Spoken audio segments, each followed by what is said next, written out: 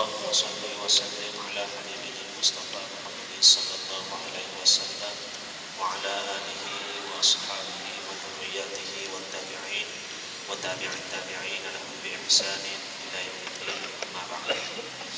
Muslimin dan muslimat yang dimuliakan oleh Allah Subhanahu wa taala.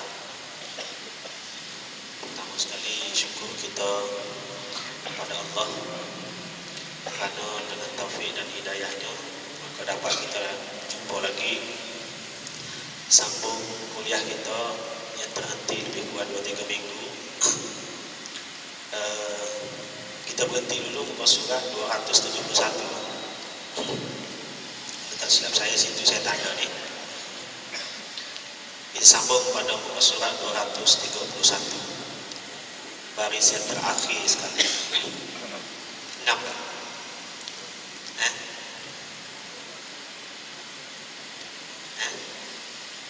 Musakar muka surat 271. Baris yang terakhir sekali, tajuk muzakarah.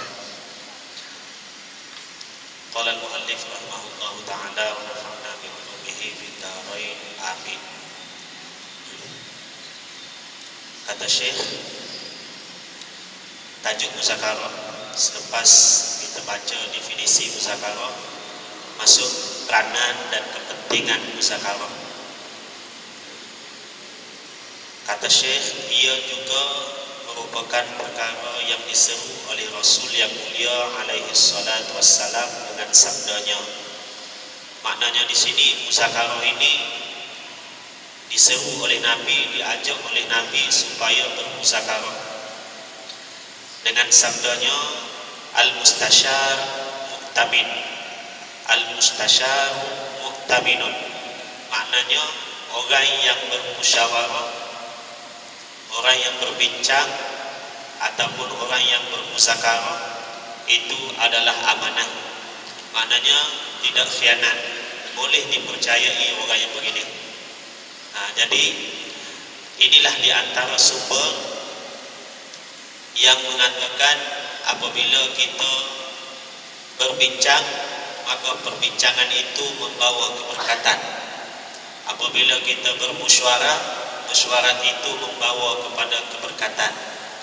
Kerana bila kita berbincang, bila kita bermusyawarah, pendapat yang kita guna pakai bukan pendapat daripada kita seorang.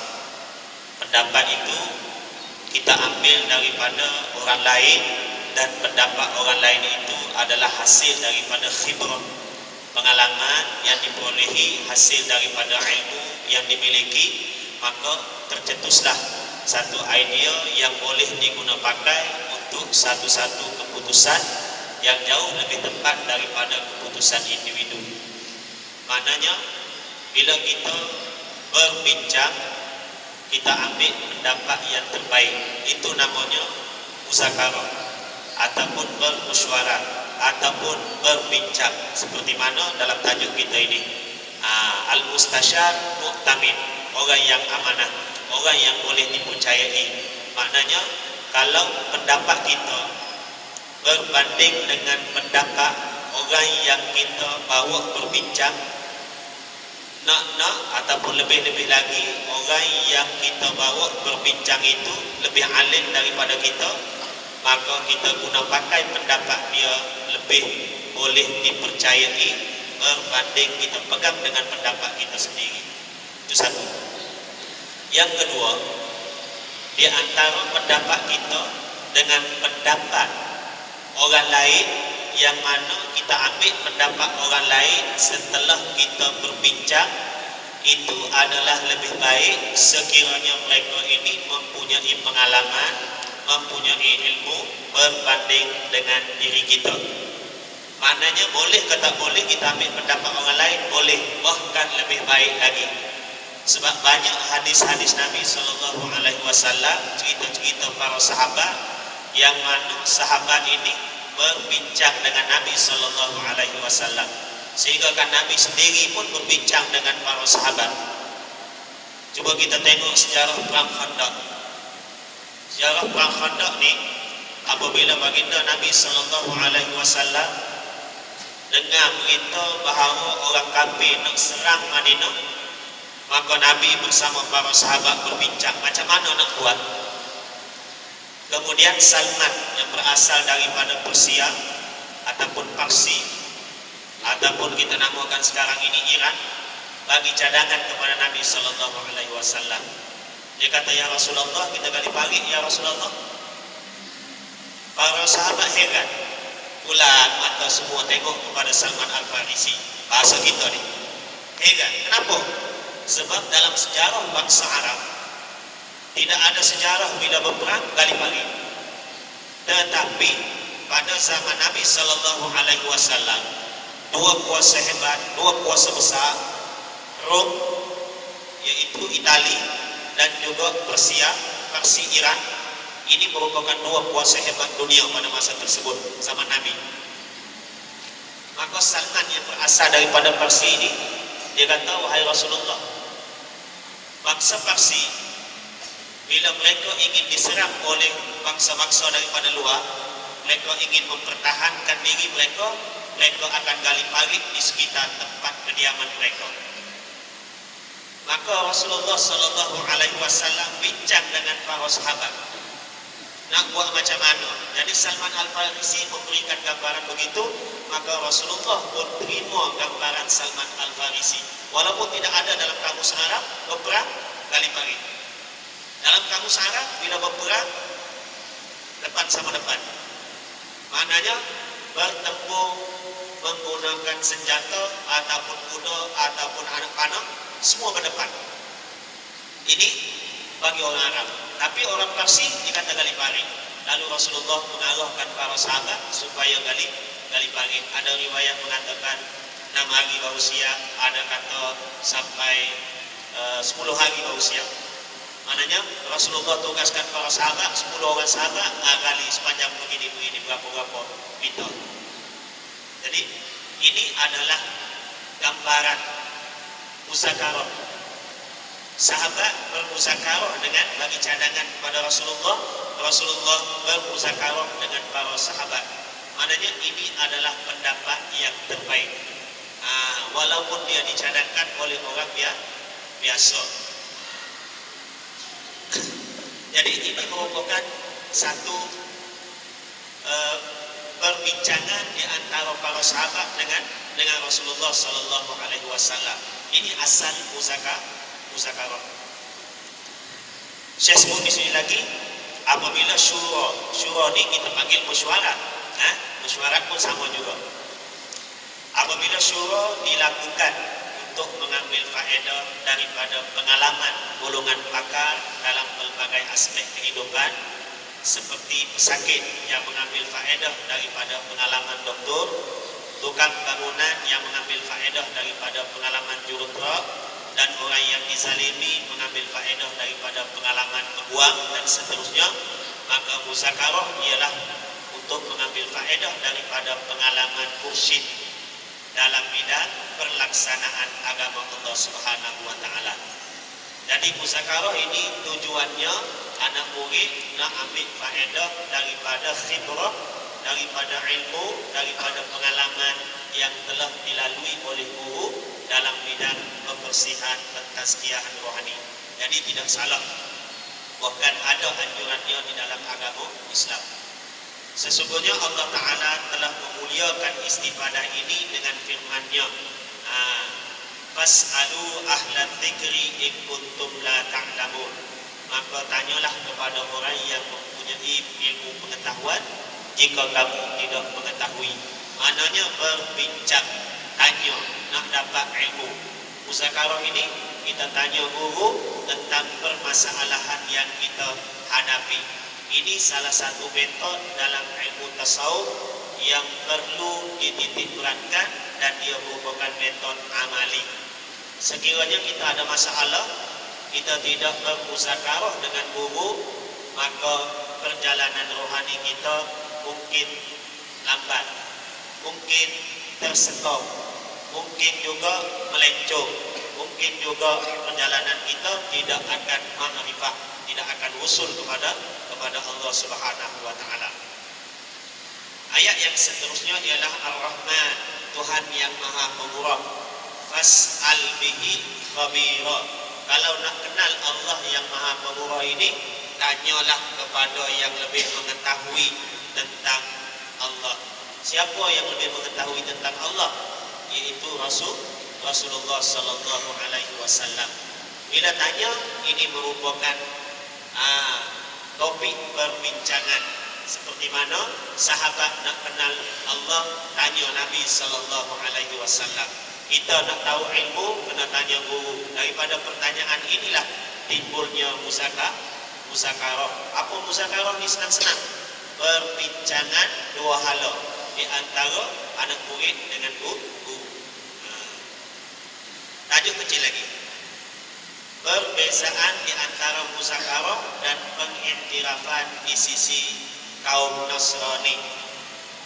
Kadang-kadang manusia menyangka ada persamaan di antara muzakarah murid dengan mursyidnya dan di antara pengiktirafan di sisi orang-orang Nasrani. Orang kafir Kristian, macam mana keadaan mereka? Kita orang Islam, bila ada masalah, kita jumpa ustaz, kita jumpa tuan guru, kita jumpa alim ulama, kita mengadu masalah kita. Sebagai contoh, kita ada masalah was-was, kita mengadu. Ini okey lagi bagi kita nak menyelesaikan masalah was-was dalam amal ibadat. Ada orang dia ada masalah terjebak dengan zina, dia mengadu kepada ustaz. Ustaz, saya ni dah terlanjur dah. Dia mengadu masalah dia. Ustaz tanya sikit, dia cerita kenapa dia terlanjur, macam mana dia nak bertaubat ustaz. Ustaz ajar dia satu-satu, akhirnya dia rasa lega, tenang. Sebelum ini, bila dia terjebak dengan masalah, dia rasa nak sembahyang pun tak mau sembahyang, bulan puasa pun dia rasa macam tak mau puasa. Jadi dia mengadu masalah kepada ustaz, menyebabkan ustaz tolong menyelesaikan masalah dia, bagi panduan, menyebabkan dia kembali pada agama balik. Bagi agama Islam, ini bagus. Cuma perbezaannya di antara agama Islam dengan Nasrani. Orang Nasrani, dia buat satu-satu dosa, dia pergi mengadu kepada paderi, tujuannya supaya paderi ini mengampunkan dosa dia. Ini salah. Sebab paderi tidak boleh mengampunkan dosa. Manusia tidak boleh mengampunkan dosa sama seperti Tuhan. Dalam agama Islam, kita mengadu kepada alim ulama, kita mengadu masalah kepada ustaz. Contohnya, kita tersilap melakukan dosa sekian-sekian. Kita mengadu kepada orang alim supaya dia menyelesaikan masalah kita, bukan supaya dia mengampunkan dosa kita, ataupun bukan supaya dia mengiktiraf kita setelah kita mengadu, kau keselamat sudah daripada dosa. Tidak. Bagi orang bukan Islam, selepas mengadu itu, dia diperlakukan bahawa dosa dia telah pun diampunkan oleh Tuhan. Kita bukan begitu. Mengadu ni untuk menunjukkan jalan, mengadu ni untuk menyelesaikan masalah, dibagi pedoman, dibagi panduan. Nak minta ampun, nak bertaubat, kita dengan Allah Subhanahu wa taala. Ini agama Islam. Jadi tidak sama. Akan tetapi orang yang berakal waras tidak cepat melatah dan menghukum. Dua benda yang berbeza, tidak sama di sisi orang Islam, dan tidak boleh kita menghukum dengan hukuman yang sama agama kita dengan agama Nasrani. Dia tidak melontarkan kata-kata sembarangan tanpa berfikir dan memerhatikannya. Bahkan dia membezakan di antara orang yang datang kepada manusia sepertinya juga, lalu membuka kepadanya tentang dosa-dosa dan jenayahnya, minta diampunkan baginya, sebagaimana perbuatan di sisi Nasrani dan di antara orang yang datang kepada yang tahu lagi alim, lalu memberitahu kepadanya tentang penyakit serta ahwal mereka, tujuannya agar dia menunjukkan jalan amali untuk melepaskan diri daripadanya. Bagi orang yang cepat menghukum, dia kata samalah. Orang tasawuf buat dosa, pergi jumpa guru dia, cerita kepada guru dia. Lepas cerita kepada guru dia, selesai sudah dosa dia. Senang saja dia menghukum. Sama dengan orang kafir, dia kata Kristian lah kalau begini. Orang Kristian buat dosa, jumpa padri, cerita tentang dosa kita kepada padri, duduk di bilik sebelah, padri duduk di bilik sebelah, kemudian selesai, dosa diampunkan oleh Tuhan sudah. Jadi apa beza orang yang belajar ilmu tasawuf dengan orang yang beragama Kristian? Tak ada beza dia cakap. Ini orang yang cepat menghukum. Dia tidak bertanyakan kepada orang yang mengadu apa tujuan dia mengadu. Adakah dia mengadu kepada ustaz itu supaya ustaz ampunkan dosa dia, ataupun dia mengadukan kepada ustaz supaya ustaz selesaikan masalah dia?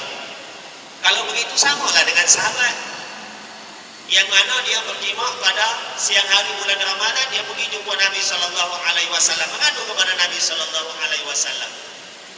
Kemudian Nabi pun selesaikan masalah dia, macam mana nak bayar kifaratnya. Samalah dia mengadu kepada Nabi dengan orang Kristian mengadu kepada padri. Kalau kita senang meletakkan hukum tanpa melihat kepada realiti yang sebenar, tapi hakikatnya tidak sama. Ajaran Kristian, mereka jumpa dengan padri untuk mengampunkan dosa. Orang Islam datang jumpa ustaz, datang jumpa guru, datang jumpa murabbi untuk menyelesaikan masalah. Tadi sudah dibagi tahu. Mengambil khibrah, mengambil ilmu, mengambil kepakaran, mengambil pengalaman daripada orang yang mempunyai pengalaman. Contoh-contoh dia bagi sudah. Kalau orang nak buat bangunan, arkiteknya ada pengalaman, ambil pengalaman daripada arkitek. Kalau orang tak ada ilmu bahagian agama, ambil pengalaman daripada alim ulama, ustaz-ustaz yang ada pengalaman dalam bahagian agama. Ini tidak salah di dalam agama kita. Perbuatan tersebut adalah seperti pesakit yang memberitahu tentang penyakitnya, walaupun kadang-kadang dia sendiri terasa malu untuk memberitahunya. Kita pergi hospital, kita nak berubat. Kadang-kadang penyakit yang kita hadapi itu kita sendiri malu nak bagi tahu doktor. Tapi adakah cukup dengan rasa malu nak bagi tahu doktor? Pergi nak berubat, doktor tanya penyakit apa, malu nak bagi tahu doktor? Sampai akhir kita tak bagi tahu. Boleh kata boleh doktor ubat penyakit kita tadi? Tak boleh. Sehingga kan orang yang ada penyakit kelamin sekalipun, dia bagi tahu doktor, kenapa nak berubat? Kita pun sama juga. Kita proses untuk membersihkan jiwa kita. Bila kita ada masalah tentang jiwa, tentang penyakit rohani, kita bagi tahu doktor kita. Siapa doktor kita? Murabbi kita, mursyid kita, yang membimbing spiritual kita.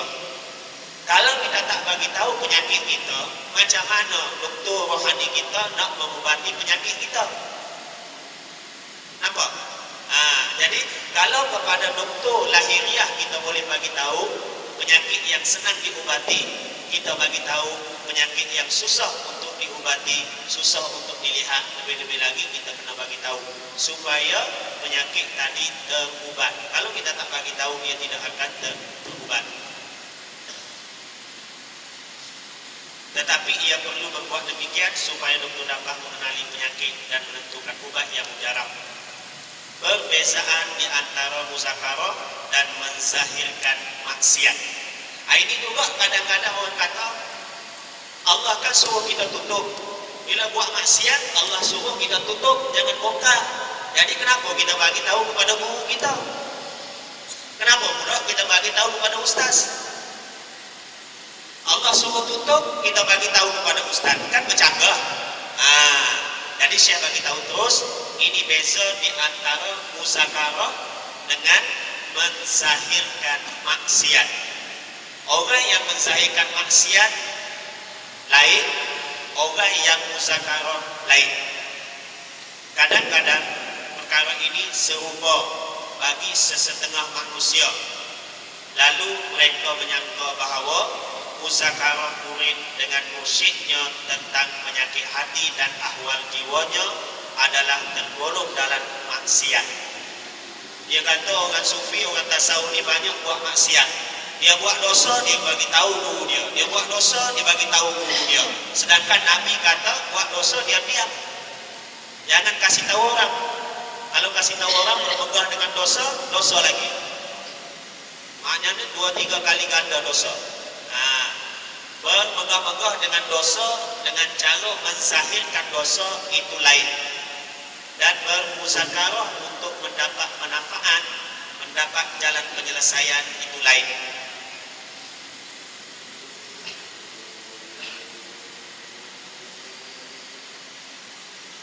Kerana ia termasuk salah satu jenis daripada perbuatan menzahirkan maksiat. Ini menzahirkan maksiat. Akan tetapi di sana terdapat perbezaan yang ketara di antara orang yang melakukan dosa kemudian datang menceritakannya kepada manusia yang termasuk di dalam bab bermegah-megah. Lain, kita datang jumpa ustaz, kita bagi tahu dosa, nak minta ustaz ajar, nak buat macam mana kalau terjebak dengan dosa begini. Ustaz, saya ni mau bertobat ustaz, saya terlanjur sudah begini. Dengan kita datang jumpa kawan kita, oi semalam aku tak tahu gak aku lepas 5.000 aku dapat. Kenapa? Menang sabung ayam. Kita bangga kan? Kita nak cari jalan penyelesaian. Kita bangga. Kita nak bagi tahu 5.000 kita dapat. Kenapa? Menang sabung ayam.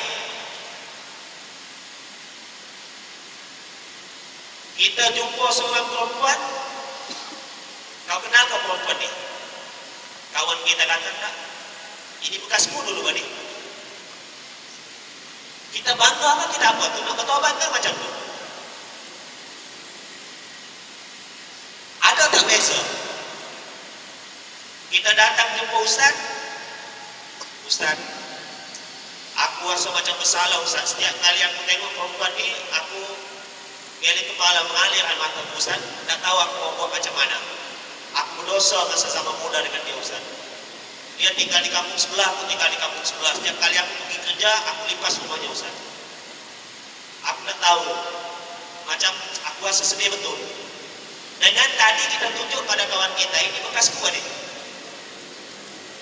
Apa beza di antara dua situasi yang begini? Sama atau tak sama? Tak sama. Jadi orang yang menzahirkan maksiat dengan sebab dia berbangga-bangga dengan perlakuan dosa dia yang telah Allah tutup, dengan satu orang lagi dia buat dosa, Allah tutup, dia tak tahu, orang lain tak tahu juga, kemudian dia jumpa seseorang untuk menyelesaikan masalah yang berlaku di dalam hati dia. Dia rasa tak tenang, dia rasa bersalah, dia nak buat apa-apa pun rasa tak sedang hati. Kenapa? Ingat pada dosa-dosa dia yang lepas. Orang lain tak tahu, ustaz tak tahu, tapi dia jumpa ustaz juga nak menyelesaikan masalah yang bergelut dalam jiwa dia, nak menyelesaikan masalah. Dua manusia ini adalah lain-lain. Satu datang jumpa untuk bincang jalan penyelesaian. Satu lagi adalah dia buat cerita, dia buka cerita nak berbangga-bangga dengan dia suatu ketika dulu. Ini adalah dua benda yang berbeza.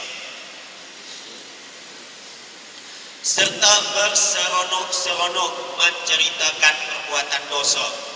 Bila berkumpul di kedai kopi, ceritalah zaman muda dulu, oi, jahat aku.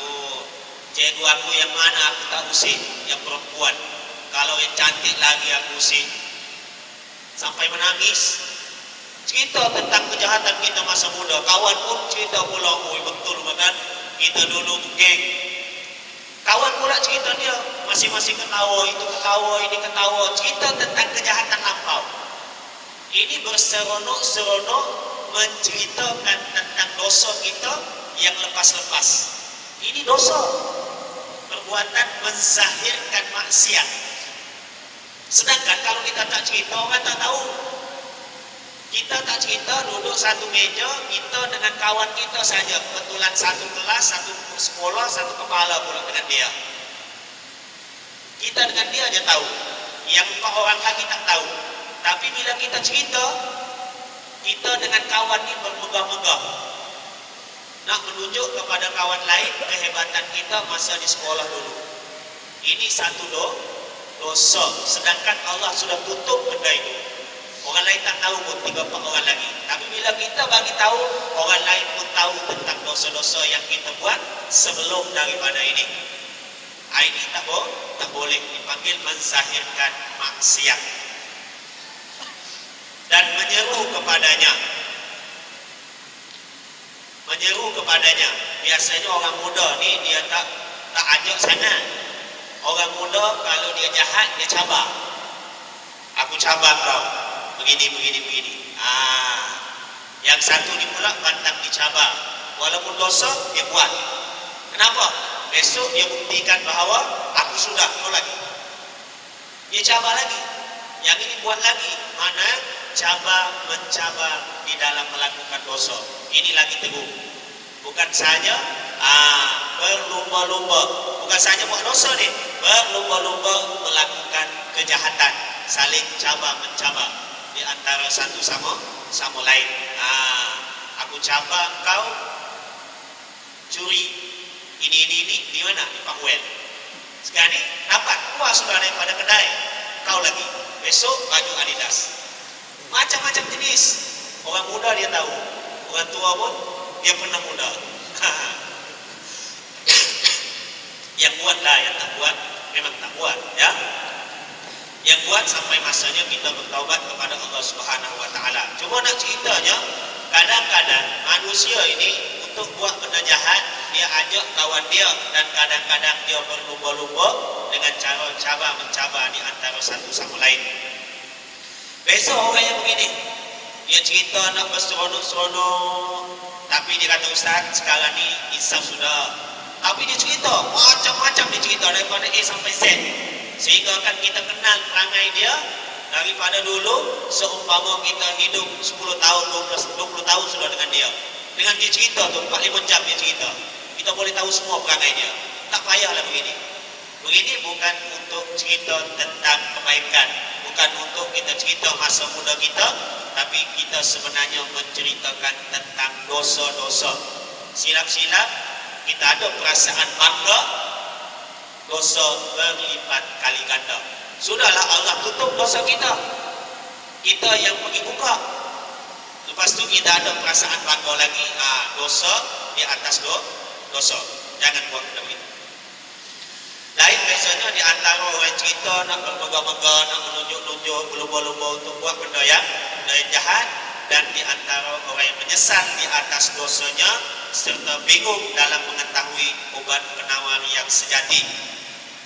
Kadang-kadang ada orang masa muda dia jahat, kemudian masa berusia dia insaf, kemudian dia jumpa sesiapa yang boleh bagi nasihat kepada dia yang dia percayai, cerita masalah dia, Ustaz, masa muda saya tu, Ustaz, saya menyesal, Ustaz.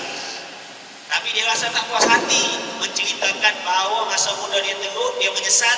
Dia cerita perbuatan dia masa muda, nak bagi Ustaz tahu bahawa ini situasi dia, macam mana dia nak melepaskan diri daripada dosa. Boleh, ya, cerita begini boleh. Tapi kadang-kadang tak perlu kita ceritakan daripada A sampai Z. Cukup sekadar kita bagi tahu, Ustaz, saya ni terjebak dengan masalah begini. Macam mana nak menyelesaikan? Jadi perasaan kita macam mana? Ustaz, saya masa muda dulu, saya pergi kedai, saya makan, saya jalan. Pergi kedai ini lagi, saya makan, saya tak bayar, saya tinggalkan dia. Jadi begitulah perangai saya masa dulu. Macam mana nak selesaikan? Kedai ini ada hutang, makan di sini ada hutang, di sini ada hutang, di sini ada hutang. Jadi macam mana nak selesai? Sekarang ni insaf sudah, zaman insaf. Perasaan, walaupun insaf, hati kita beronta-ronta, macam mana aku nak lepas? Nak bayar macam mana hutang yang begini? Jadi minta Ustaz bagi cadangan, macam mana nak buat? Boleh begitu, bagi tahu. Tapi jangan pula kita bagi tahu kawan, oh ya, aku dulu tak ada yang lebih hebat dari aku. Kalau makan bayar itu bukan aku, orang lain. Aku ini membesar dengan cara tak bayar. Bangga. Maknanya kedai mana yang tak pernah aku tak bayar? Semua kedai pernah aku makan tak bayar, tinggal begitunya. Maknanya nak menunjukkan dia ni hebat. Itu baru megah-megah namanya.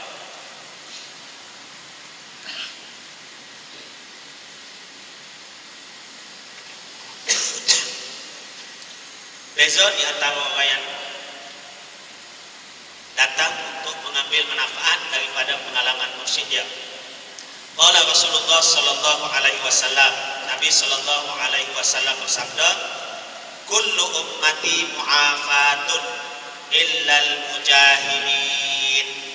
Setiap umatku mu'afatun, Nabi kata, dimaafkan, illal mujahirin, kecuali orang yang mujaharah.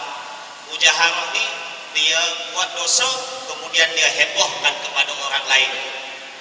Dia iklankan supaya orang tahu. Allah bagi tahu melalui lidah Nabi, kullu ummati, setiap umatku, mu'afatun, dimaafkan, illal mujahirin, kecuali orang-orang yang buat dosa kemudian dia dihebohkan kepada orang lain. Dia bagi tahu semua orang yang dia boleh bagi tahu. Wa inna minal ijhar ay ya'mala rajulu bil-lail amalan thumma yusbihu wa qad satarahu Allah Ta'ala alaihi. Dan di antara mujaharah ialah seorang lelaki melakukan sesuatu amalan pada waktu malam, kemudian dia bangun pagi, orang lain tak tahu pun dia buat dosa. Sebab apa? Sebab waqad satarahullah, sebab Allah telah tutup dosa dia tadi. Dia buat dosa tengah malam sendiri-sendiri. Contohnya, malam tadi dia terjebak, Allah uji dia terminum arak. Orang lain tak tahu. Pagi besok dia pula cerita kepada orang lain bahawa semalam aku begini, cerita kepada kawan-kawannya. Ini namanya mujaharah. Mujaharah ini dia bermegah-megah mengiklankan dosa yang mana dosa dia itu Allah sudah tutup. Orang lain tak tahu pun. Dia pula yang pergi bagi tahu. Allah sudah tutup, dia pergi buka. Ini dipanggil mujaharah. Mujaharah ini Allah tidak maafkan. Sepatutnya bila kita buat dosa, terbuat dosa, terjebak dengan dosa, diuji dengan dosa apa-apa sekalipun, bila Allah sudah tutup, tidak bagi tahu orang lain, kita senyap-senyap. Allah sudah tutup dosa kita, kita pula jangan buka. Kita istighfar banyak-banyak, minta ampun dengan Allah Subhanahu wa taala. Allah sudah tutup dosa kita daripada pengetahuan orang lain. Jangan kita buka-buka lagi dosa kita. Itu cara yang sepatutnya. Tapi sekiranya benda ini berlaku, kemudian kita cerita kepada orang lain, itu namanya mujaharah. Kita iklankan dosa kita kepada orang lain, menyebabkan orang lain tahu. Ini tidak dimaafkan oleh Allah Subhanahu wa taala. Fayaqulu, maka dia berkata, ya fulan, amiltul barihah kadza wa kadza. Wahai si fulan, cerita kepada orang lain dia ni. Bangun pagi, Allah tutup sudah kejahatan dia cerita, wahai si fulan, amiltul barihah kadza wa kadza. Kemarin aku buat begini. Aku buat dosa ini. Sepatutnya tidak begitu. Wa qad bata yasturuhu rabbah. Semalam sesungguhnya dia telah pagi-pagi dalam keadaan Allah telah menutupi dosa dia. Wa yusbih, dan dia bangun pagi, yakshifu sitrallahu anhu. Kemudian bangun pagi, dia pula buka tutupan Allah terhadapnya. Sepatutnya bila Allah tutup, tak payah sudah kita buka. Allah ingin memuliakan kita sudah, tidak mengaibkan kita dengan dosa yang kita buat, tetapi kita mengaibkan diri sendiri, maka Allah tidak akan ampunkan dosa kita. Ini hadis Nabi. Besok ya, dalam menguraikan hadis ini, Imam An-Nawawi rahimahullah berkata, ditegah bagi manusia apabila ia dibalai, diuji dengan maksiat atau seumpamanya menceritakan kepada orang lain. Bahkan sebaliknya dia hendaklah bertaubat kepada Allah Ta'ala, meninggalkan perbuatannya, menyesal terhadap apa yang berlaku, serta berazam tidak mengulanginya selama-lamanya. Sebab itu, bila kita ada dosa, jangan cerita kepada orang lain. Bila kita ada nikmat pun, jangan cerita kepada orang lain. Kita ada dosa, kita cerita kepada orang lain, termasuk dalam bab bermegah-megah. Kita ada nikmat, kita cerita kepada orang lain, takut masuk dalam bab bermegah-megah juga. Dan bila kita cerita kepada orang lain tentang nikmat Allah yang Allah kurniakan kepada kita, tak dikurniakan kepada orang lain, menyebabkan orang lain dengki pada kita pula. Nak cerita boleh, tapi kena jaga jiwa kita. Ada perintah Allah supaya cerita, fa'amma bi ni'mati rabbika fahaddits. Maka adapun dengan nikmat Tuhan kamu kena cerita. Allah bagi rezeki kepada kita, syukur. Allah bagi itu, syukur. Allah bagi ini, syukur. Boleh cerita, tapi kena jaga hati, jangan riak, jangan angkuh, jangan takabur. Ini Imam Nawawi bagi tahu ni. Bahkan sebaliknya, hendaklah dia bertaubat kepada Allah. Bila kita ada dosa, tak payah cerita pada orang lain, bertaubat kepada Allah, meninggalkan perbuatan dosa tadi. Ini rukun taubat, menyesal, berhenti daripada buat dosa tadi, lepas tu menyesal, lepas tu berazam tidak akan buat lagi, berazam tidak akan buat lagi. Ketiga-tiga perkara ini merupakan rukun taubat. Syarat sah taubat, untuk menjadikan taubat itu termasuk dalam taubat nasuha. Ada 3 rukun ini termasuklah dalam taubat nasuha. Kalau melibatkan manusia, kena minta ampun dengan Allah, kena minta maaf dengan Tuhan dia. Kalau pernah tablas wajib dia, kena bagi tahu dia lah. Kalau dia kata, kena ganti seluar tu, sebab aku sayang betul itu seluar pertama dalam hidup aku, mamaku beli. Kita kena kasih baliklah ganti. Kalau dia minta ganti, kalau dia kata tak apa, cerita lama itu, selesai sudah kita dengan dia. Cukup 3 rukun. Tapi kalau dengan manusia, kena minta maaf. Kalau dia tak maafkan, kecuali kita pulangkan, kena pulangkan.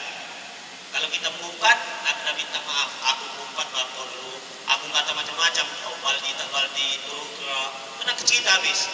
Kalau dia suruh kita cerita, kalau dia tak minta kita cerita, itu cerita masa komodo, sekarang kau cerdik sudah kan? Selesai cerita kita dengan dia, habis, tutup buku sudah. Tidak sah taubat kecuali dengan ketiga-tiga perkara tersebut.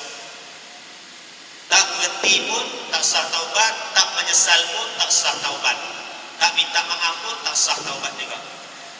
Jika dia menceritakan maksiat yang dilakukan kepada syekhnya atau orang alim yang diharap dengan menceritakannya akan dapat mengajar cara-cara keluar daripada maksiat tersebut, atau mengajarkan apa yang boleh menyelamatkannya daripada terjebak kepada perkara yang seumpamanya, memberitahu sebab yang menyebabkan dia terjerumus, berdoa kepadanya supaya dijauhkan daripada maksiat tersebut, atau perkara-perkara yang seperti disebutkan, maka tidak mengapa dia berbuat demikian. Ini bukan saya cerita, Imam An-Nawawi yang digelar sebagai Syafi'i kecil. Kita pergi cerita bukan nak minta nasihat. Kita pergi cerita, ya Ustaz, aku di bawah Ustaz dulu masa muda sampai sekarang begini-begini juga aku Ustaz, mintalah Ustaz doa. Kita cerita keburukan kita supaya Ustaz doa kalau aku supaya aku jadi bagus betul. pun boleh, kata Imam An-Nawawi, untuk minta doa pun boleh. Apatah lagi kita nak tahu sebab-sebab dia, nak tahu cara untuk mengelakkan daripada berlakunya perkara begini berulang kali kepada diri kita, boleh.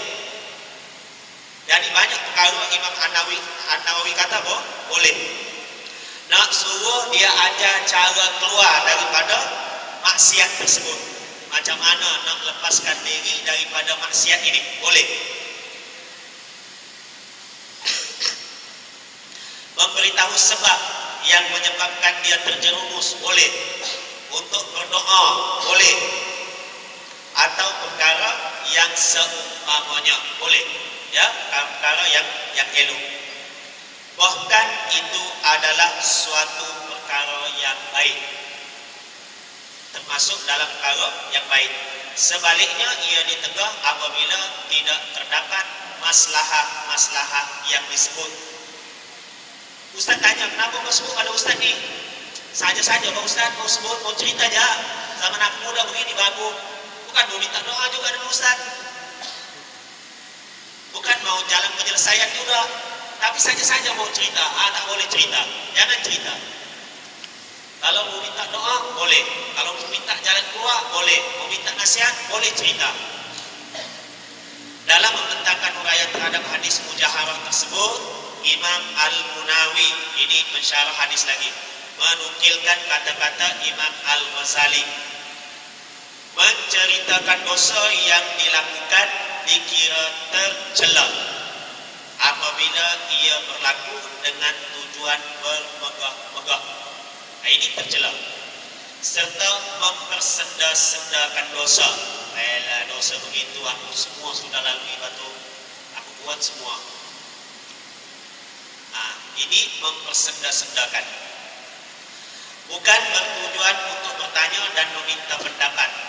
Ia berdalilkan peristiwa seorang yang menyetubuhi istrinya pada bulan Ramadan. Lelaki tersebut bertemu Nabi SAW lalu menceritakan kepada baginda. Baginda tidak mengingkarinya. Jadi kalau tak boleh cerita benda dosa yang kita buat, pasti seorang lelaki yang bernama Salamah ini cerita kepada Nabi tentang dia terjebak dengan dosa, yaitu menyetubuhi istrinya pada siang hari Ramadan. Nabi tak bagi tahu dia, Nabi akan stop dia, jangan bagi tahu aku sebab ini dosa, tak boleh bagi tahu orang lain. Sedangkan Nabi tak kata begitu. Cerita dia panjang, saya tak masuk dalamnya. Cuma nak bagi tahunya, boleh mengadu keadaan kita buat dosa. Boleh kita mengadu tentang dosa kita kepada orang lain yang boleh membantu kita untuk menyelesaikan masalah kita. Seperti mana sahabat yang bernama Salamah ini mengadu kepada Nabi SAW. Dia jumpa Nabi SAW, dia kata, "Ya Rasulullah, celaka aku." Nabi kata, "Kenapa celaka?" Dia kata, "Ya Rasulullah, aku telah bersetubuh dengan istri aku pada siang hari bulan Ramadan." Lepas Nabi tanya dia, "Kau ada tak hamba yang boleh kau merdekakan?" "Tidak ada ya Rasulullah." "Jadi kau boleh tak puasa 2 bulan berturut-turut?" "Tidak boleh ya Rasulullah." "Jadi kau boleh tak bagi makan 60 orang fakir miskin?" "Tak boleh juga ya Rasulullah." Jadi ini kifaratnya, semua dia tak boleh. Lalu dia pun duduk dekat Nabi SAW. Tiba-tiba ada seorang bawa satu berkas buat tamar kepada Nabi SAW. Nabi pun bagi tahu dia, "Ambil buat tamar ini, kau bagi sedekah kepada fakir miskin." Dia kata, "Ya Rasulullah, ada kata ada orang di Madinah ni yang lebih miskin daripada aku. Umumnya orang miskin ni sudahlah miskin buat dosa pula." Umumnya dia rasa dia paling miskin di kota Madinah. Lalu Nabi tersenyum. Sampai nampak gigi taring Nabi. Nabi tersenyum. Rupanya dia paling miskin. Jadi Nabi kata, "Ambillah uang ini, sebalik ini kau bawa balik bagi makan keluarga." Kalau tak boleh cerita tentang dosa, nescaya Nabi kata, "Jangan kau cerita padaku, ini dosa kau." Ada tak tak ada dosa yang lebih besar daripada melanggar larangan Allah Subhanahu wa taala. Siang hari Allah tak bagi bersetubuh dengan istri bulan Ramadan, dia bersetubuh, dia mengatakan halaka, bukan alaka. Alaka lain. Di sini sensitif kan? Alaka. Halaka. Halaka ini binasa. Dia menyebut perkataan binasa. Lalu Nabi tanya, apa yang menyebabkan engkau binasa? Umat dulu tahu buat satu dosa dia kira itulah kebinasaan yang besar. Sekarang ini orang buat dosa tak rasa binasa. Cuma nak bagi tahu di sininya hadis ini menceritakan kepada kita buat satu dosa, benda ini sebenarnya mengaibkan. Kita cerita dosa kita kepada orang lain, tapi sahabat tidak rasa mengaibkan sebab dia bukan untuk bermegah-megah, dia bukan untuk cerita tentang dosa saja, dia hanya menyelesaikan masalah dia. Apa yang perlu dia buat? Silap sudah dia ni. Agama Islam tak bagi bersama isteri siang hari bulan Ramadan, dia sudah tersilap melakukan satu kesalahan yang agama tak bagi buat. Macam mana nak selesai? Dia cerita kepada Nabi. Sama juga dengan seorang anak murid, dia melakukan sesuatu, kemudian dia silap ke, tak silap ke, nak cari jalan penyelesaian. Ini dibolehkan di dalam agama. Bahkan inilah yang dinamakan muzakarah, perbincangan di antara anak murid dengan guru untuk mengambil istifadah daripada guru. Tapi orang yang tak faham, dia kata buat dosa bagi tahu guru, buat dosa bagi tahu guru. Mana dalilnya? Tapi kalau kita sudah dengar cerita, sudah baca hadis Nabi, dengan cerita sahabat Nabi, kita tahu di mana dalilnya apa yang dilakukan oleh anak-anak murid bila bermuzakarah dengan guru. Mudah-mudahan kita mendapat manfaat. Ada yang tanya?